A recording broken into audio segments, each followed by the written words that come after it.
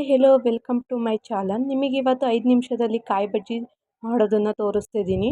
ಅದಕ್ಕೆ ಬೇಕಾದ ಇಂಗ್ರೀಡಿಯೆಂಟ್ಸ್: ಬೆಳ್ಳುಳ್ಳಿ, ಕೊತ್ತಂಬರಿ ಸೊಪ್ಪು, ಕಾಯಿ, ಹಸಿರು ಮೆಣಸಿನ್ಕಾಯಿ, ಉಪ್ಪು, ಜೀರಿಗೆ.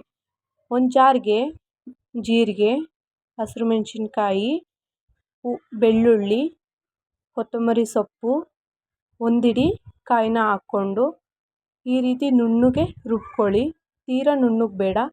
ಮತ್ತು ಗ್ಯಾಸ್ ಸ್ಟವ್ನ ಹಚ್ಕೊಂಡು ಒಂದು ಪ್ಯಾನ್ ಅಥವಾ ಬಾಣಲಿನ ಇಟ್ಕೊಳ್ಳಿ. 2 ಸ್ಪೂನ್ ಎಣ್ಣೆ, ಅದಕ್ಕೆ ಬೆಳ್ಳುಳ್ಳಿ, ಜೀರಿಗೆ, ಸಾಸಿವೆನ ಹಾಕಿ ಅದು ಚಟಪಟ ಅಂತ ಸಿಡಿಯೋವರೆಗೂ ಅದನ್ನು ಕಾಯ್ದಿರಬೇಕು ಚೆನ್ನಾಗಿ ಎಣ್ಣೆ. ಅದಕ್ಕೆ ನಂತರ ರುಬ್ಬಿದಂತಹ ಮಸಾಲೆನ ಅದಕ್ಕೆ ಆ್ಯಡ್ ಮಾಡಿ ನೀಟಾಗಿ 2 ನಿಮಿಷ ಅದರಲ್ಲೇ ಫ್ರೈ ಮಾಡಬೇಕು ನೀಟಾಗಿ. ಅದರಲ್ಲೇ 2 ನಿಮಿಷ ಫ್ರೈ ಮಾಡಿದ್ರೆ ತುಂಬ ಟೇಸ್ಟಿಯಾಗಿ ಬರುತ್ತೆ. ಅದನ್ನೇ ಖಾರ ಆಡಿಸಿದ ಬಟ್ಲಲ್ಲೇ ನೀರನ್ನ ತಗೊಂಡು ನಿಮಗೆ ಎಷ್ಟು ಕ್ವಾಂಟಿಟೀಲಿ ಬೇಕೋ ಅಷ್ಟು ಕ್ವಾಂಟಿಟೀಲಿ ನೀರನ್ನ ಆ್ಯಡ್ ಮಾಡ್ಕೊಳ್ಳಿ. ಸಾಂಬಾರು ತುಂಬ ಚೆನ್ನಾಗಿ ಕುದಿ ಬರಬೇಕು. ನಂತರ ಅದಕ್ಕೆ ಉಪ್ಪು, ಕೊತ್ತಂಬರಿ ಸೊಪ್ಪು ಆ್ಯಡ್ ಮಾಡಿ ಚೆನ್ನಾಗಿ ಸಾರನ್ನ ತಿರುವಿ ನಂತರ ಈ ರೀತಿ ಅದು ನೀಟಾಗಿ ಕುದಿ ಬರಬೇಕು.